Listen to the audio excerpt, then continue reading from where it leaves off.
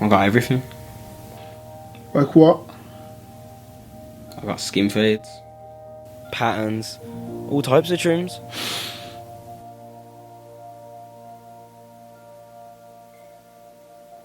I had my sister's wedding and I had to get a trim, like, as soon as possible. And I was phoning different barbers, but all of them were shut because it was a Sunday. That's when I phoned you, and you picked up. Came to me, but I didn't want to trim at first. Yeah, you didn't like my head shape.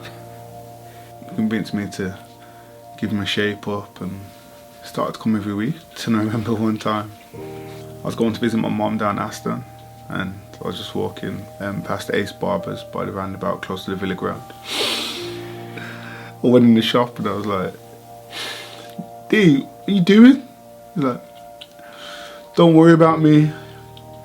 I'm just getting a fade. I'm just getting a fade." So I just turned around, walked out, and I just ran. I knew I'd never trim him again. It got to the point where the trims just weren't the same. You was taking my hairline too far back. The alcohol you was using. You can't use Ciroc after you've trimmed my head.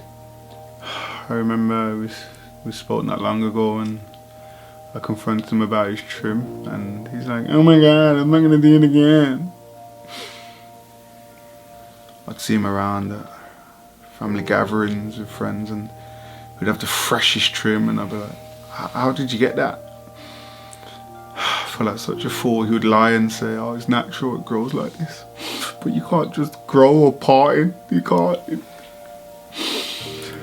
I'd believe him. I'd be like, maybe he had alopecia or something. Yeah.